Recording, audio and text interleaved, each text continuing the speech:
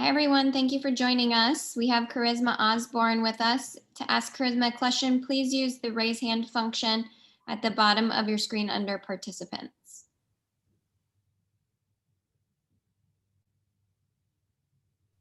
Tukni, go ahead.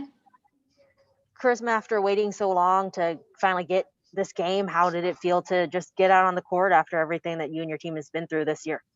Yeah, it was really fun. I know all of us were really looking forward to it, especially because our game on Wednesday got postponed. So we were really excited to come out and play tonight, and especially because of how last season ended. So it was just really fun to finally be back on the court. Beth Harris. Hey, Charisma. What was the atmosphere like with the kind of piped in crowd noise and then the cheerleaders over the video board and just everything? Were you able to soak up any of that during the game? Honestly, we were talking about this in the locker room. We didn't even really notice the crowd noise. I think we're all just really focused on the game plan and what we were supposed to do. So it didn't really affect us, or I didn't really notice it at all. Sue. Hey, hi, Charisma. Hi. Congratulations on your career high. Just wondering what your mindset was in going into the game and how you guys, how your roles are taking shape, since there's only 8 of you, and if somebody has the hot hand like you did tonight, are you guys prepared to shift any of your game plan? Yeah, I think going into this game, I've talked to Coach Cori, other coaches on our staff, and they've just really wanted me to be very aggressive this year, and an aggressive scorer, but also getting my teammates involved and just continuing on what I did last year. So I've just really been trying to focus on that, getting my teammates involved and just doing what I'm doing. But I think when someone has a hot hand, we'll definitely go and look for them, especially if Mick has the hot hand, we're definitely going to try to get it into her. Other questions for Charisma? All right. Thanks for your time, Charisma. Thank you. Have a nice day. Thank you. Thanks, Ryan. Appreciate it. 32, let's see. Oh, yeah.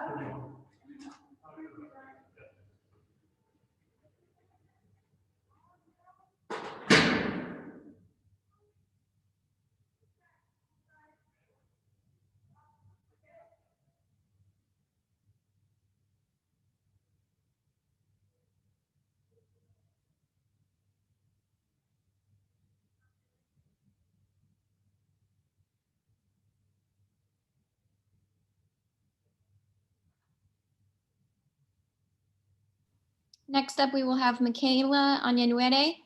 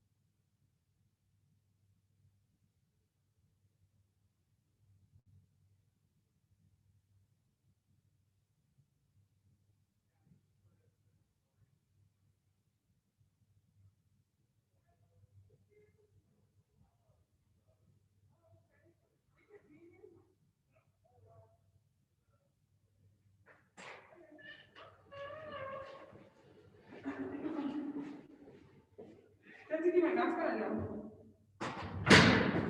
I can take it off? Okay. Hi. Hi, Michaela. Hi, how are you? Good. How are you? Good. All right. We'll go ahead and get started with questions for Michaela. Beth, go ahead. Hi, Michaela. Hi, Beth, how are you? Good, thanks. When you get ahead by so many points, what's the challenge in staying mentally focused and continuing to execute the game plan? I think when it gets to that point, it's not about what the other team is doing. I think it is about just executing our game plan. We know that moving forward, we're going to go into a tough Pac-12 conference schedule. And so we're just trying to get better every single game. And so that's kind of what we're preparing for every game. And so when it gets to be such a large margin, we're thinking about what we can do to get better and kind of for our next competition as well. Tukni, go ahead. Hey, Michaela, with no fans, obviously this is completely new, this atmosphere. What have you guys talked about in terms of bringing your own energy to kind of keep yourselves going during this game when there are no fans and there's all this piped in music and noise and things like that? Yeah, but even when we had fans, we always talked about being intrinsically motivated. I think even now it's just so much more important for that just because we don't have any fans. And so we have to bring our own energy within our own circle. And whether that's counting down the seconds when the shot clock is about to go, whether that's cheering for your teammates and giving your teammates that extra energy, that's just something that's super imperative for this year. And obviously it's a little bit different, even more so, but it's just something that we have to adapt to. And yeah, I think we did a good job of that. It's obviously different, but it's something we're gonna have to get used to. Sue, go ahead. Hey, hi, Mick. What did you guys learn about yourselves tonight as a team? I know you've been practicing a lot, but now that you finally got to play somebody, what did you guys, what were some of the things that stuck out to you tonight? I think for me, we didn't come out the way we probably wanted to in the first half, honestly.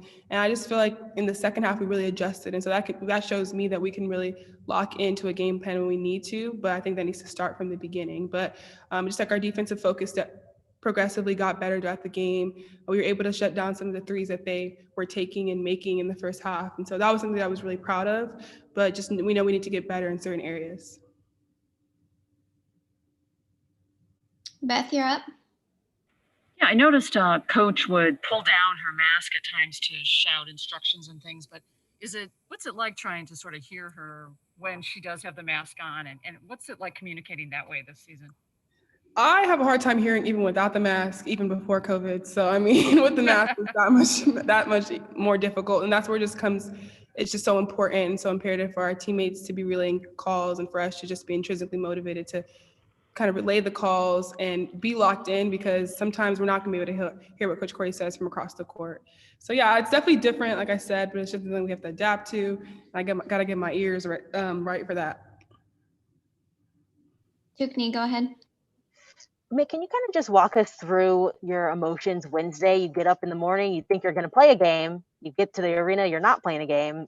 What was that like after having waited so long to get to this day and you still don't even get to play your game that day? Yeah, it was definitely interesting because we'd been on campus since like 8 that morning. And so we're just kind of like, we're really excited. Like, this is game day. We've been waiting for this for 8 months and we're talking about it. We're super excited and we're waiting, and they're like, okay, we have a 15-minute delay. And we're like, okay, cool. Like 15 minutes, that's not that bad. Like during this time, we know there's certain adjustments we're going to have to make. And then we just kept sitting and we were like, oh no. And those doubts kind of creeped in. But I think that we just handled it so well. And obviously we got the disappointing news, and that's not something anybody wants to hear on their first game. But I really feel like we just attacked the practice after learning that we didn't have a game so well. We responded so well. We were able to bounce back. And that's something that we're just going to need to do and just adapt to. This year is all about adapting. And this team has continued to step up to the plate when those opportunities present themselves. But we were definitely disappointed, but we definitely turned it around like we needed to get a productive practice out of it. Any other questions here from Michaela? All right, thanks so much. Have a good night. Thank y'all. Have a good night. Bye.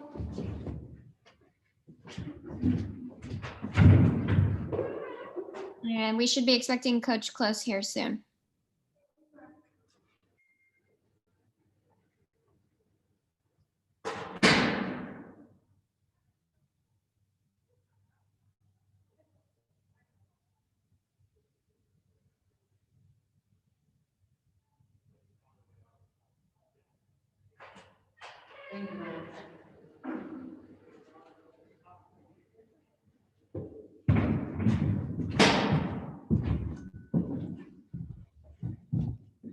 Hi, Coach. Hi, y'all. Good to see you guys.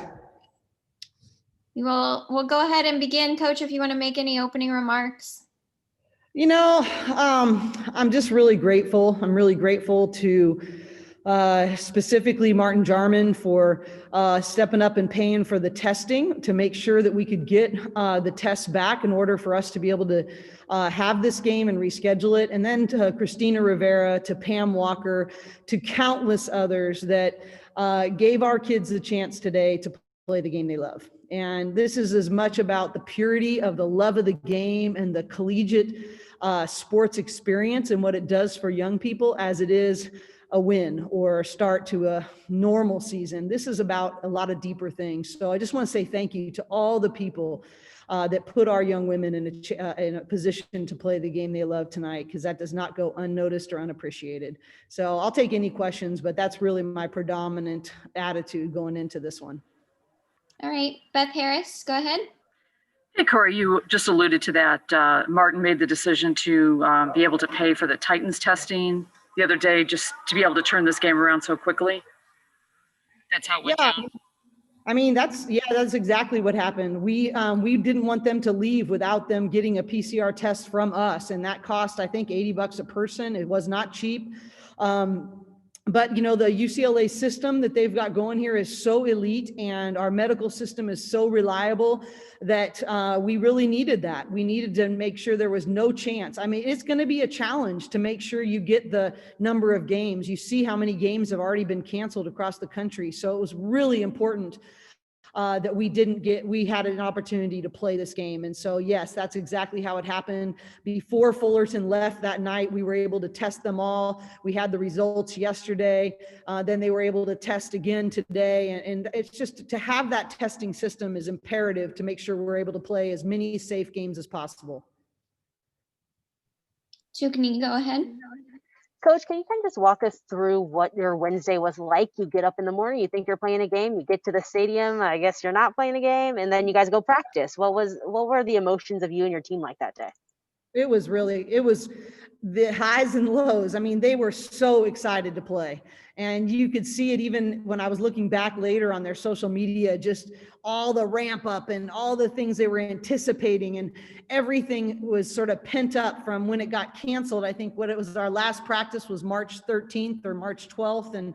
And then all this work and wondering, and then we're here, and then, oh, it's postponed. Oh, and it's only postponed 15 minutes. Oh, maybe an hour. And then it just kept going. And it was, I didn't know how they would take it, but when I walked in the locker room to have to tell them it was canceled, it was really hard, much harder than I anticipated. The wind was just taken out of their sails. And then I thought, you know, and really I have to give credit to Coach Shannon LaBeouf. She said, hey, I really think we need to practice. I think we need to keep giving them, you know, make sure that we keep, you know, them be able to, to practice and to get our minds focused on the next thing, for them to be able to go home and just think about all the tough things that happened. You know, I think that would have been not very good. And Shannon made a great call on that. And I was so proud of him. I texted him that night. We went over in our uniforms over to the Mo Austin training facility, and we got a good hour and 15 minutes of work in. And they were elite. They were focused. They had great energy. But I'll tell you, it was a really rough day of ups and downs. But I'm really proud of the mental toughness they showed and how they responded. Sue, go ahead. Hey, hi, Cori. So you kind of feel like you broke the seal off the basket with this game, maybe. And what were some things that stood out to you tonight? Either way, good or bad? Well, you know, I think defensively, we've got a long ways to go in both our anticipation, our execution of a scouting report. I thought we had some great individual defensive performances. Charisma Osborne, Cameron Brown. I think they did some really good things on the defensive end. But as a unit, I think we got a ways to go, if I'm being really candid. So I think those are some things. I think rebounding, defending without fouling in the second half, that's a major emphasis for us. Those are some of the areas of improvement that I'd like to see a little more consistency in. Offensively, I thought first half we settled for way too many jumpers, and that was sort of the old Bruins. And I thought second half we were much more intentional about finding the paint, getting to the free throw line. And so I'm pleased with the changes on that front. And we made our rebounding percentages, we made our passion play goals. So those are all really good things to build on. I'm really trying to discipline my own mind. This is different than anything I've ever done as a coach, is to not compare, where I think we should be compared against other teams in the past. I've really talked to our team about, we must have urgency to get better. We must learn from every experience, and we must bring joy every day. And so I'm really going to try to stay focused on that. And I just was focused on that in the locker room, that as a coach, I get a little panicky, because I'm like, oh my gosh, we have such a long ways to go, where it can feel behind. But as soon as I let my mind go there, I think I'm going to sell our team short. So I'm just going to focus on getting better and bringing the joy every day. And I did think they brought the joy today, and I was thankful for that. John, Daily Bruin. Hey, Coach. Obviously, Chantel went down pretty early in the game. Do you have any updates with that? Yeah, I don't think it's serious. I mean, we don't know for sure, but she just landed on someone's, foot. And, I'm no doctor, so I can't really say much other than I just know I don't think it's serious at this point. We just want it to be, we obviously don't have a lot of room to take a lot of chances. So we're trying to just be conservative on that front. Tukni, go ahead. Hey, Coach, I know you just got off the court, so I'm not sure if you've had a chance to read this or see it, but the LA County just released a new stay-at-home order, and they said they've prohibited all gatherings, public or private. And so just hearing that now in this moment, does that make you worry about what it might mean for you guys? And kind of does it remind you just how thin the margin of error seems to be able to do something like this? I think that it doesn't change that much for us, to be honest with you, because we've already been pretty much staying at home. But I will say it's very, very humbling to be able to compete and do this. And I go back to, we're getting tested every day. We're creating as much of a bubble as we possibly can. Our players are making tremendous sacrifices so that not only we keep ourselves safe, but also the people around us. And so, and I actually think all of the student athletes at UCLA have been really tremendous, and our medical staff has been tremendous. But it doesn't change much for us, because quite frankly, that's what we're already been doing. But I do think there's got to be a humble gratitude about what we're able to do. And we need to never, as we have a saying in our program, we can never get tired of doing it right. And we can't let it wear us down. We got to keep doing the right thing. These are 18 to 23-year-old kids, and it's hard. This is not the college experience they signed up for. So I'm very grateful for their sacrifice, and it's going to be very important that they don't get tired of doing it right. Kim Doss, go ahead. Cori, about that short bench and seeing a player go down today, just what are your thoughts about not being able to take someone out for safety reasons or rest, especially in a blowout? Yeah, it's hard. But you know what? I can't, my big thing to preaching to myself is that I can't give my energy away to things that I can't control. And the reality is, this is what we got right now. And I hope at some point we're going to be able to get our Aussies here, but the reality is this is what we have. So I don't want to give my energy or focus. Coach Wooden had a quote that he used to say all the time, that if you focus on things out of your control, it will adversely affect the things under your control. And so I just can't be that coach. Are there challenges? Yes, every day. I call myself the firewoman. It's like putting out fires all the time. But the reality is that I just need to focus on our principles and investing in these young women on and off the court, and focusing on things under our control. I tell our team every day, don't give your energy away to people that don't deserve it. And that's something that just doesn't deserve it. Any final questions here for Coach tonight?